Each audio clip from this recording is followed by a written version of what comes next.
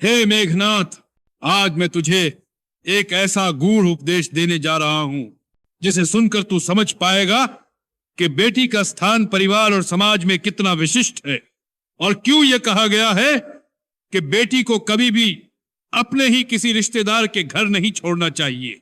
जब कन्या को रिश्तेदारों के घर छोड़ा जाता है तब उसका पालन पोषण केवल परिवार की मर्यादा में नहीं बल्कि अन्य भावनाओं के अधीन होने लगता है। रिश्तेदार चाहे कितने भी निकट क्यों न हो, परंतु बेटी उनके लिए उतनी ही आत्मीय नहीं हो सकती जितनी अपने पिता और माता के लिए होती है। बेटी जब अपने घर में रहती है तो वह पिता के स्नेह, माता की ममता और भाई के संरक्षण में सुरक्षित रहती है, परंतु रिश्तेदारों के घर वह इन तीनों का पूर्ण आशीष नहीं पा सकती। हे मेघनाथ, धर्म यह कहता है कि बेटी को अपने कुल की मर्यादा और संस्कारों में ही बड़ा किया जाए। यह पिता का परम कर्तव्य है। यदि पुत्र को गुरुकुल में भेजना धर्म सम्मत है तो पुत्री के लिए यह मार्ग भिन्न है। पुत्र का शिक्षण और तपस्या बाहर भी हो सकती है, परंतु पुत्री का पालन पोषण सदैव कुल की छाया में होना चाहिए। हे मेघनाथ, व्यवहार की दृष्टि से भी देख, बेटी अत्यंत कोमल हृदय वाली होती है। वह जल्दी भावनाओं में बह जाती है। यदि उसे रिश्तेदारों के घर छोड़ दिया जाए तो कई बार उसका मन वहां बंध सकता है। यह उसके विवाह और भविष्य के लिए बाधा बन सकता है।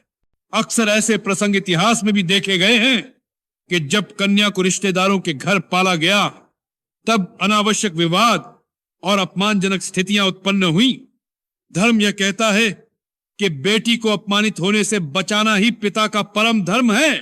रामायण में स्वयं श्री राम ने सीता माता को यह शिक्षा दी थी कि स्त्री का पालन पोषण और उसकी मर्यादा सदैव पिता और पति की जिम्मेदारी है।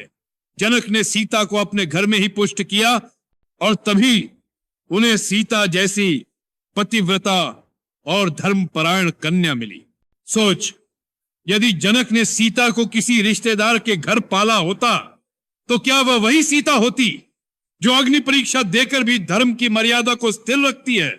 नहीं पुत्र, यह संभव न था। हे मेघनाथ, अब तू समझ कि बेटी को रिश्तेदारों के घर क्यों नहीं छोड़ना चाहिए। यह शास्त्र विरुद्ध है। यह कुल की मर्यादा के विपरीत है। इससे कन्या का धर्म और भविष्य संकट में पड़ सकता है।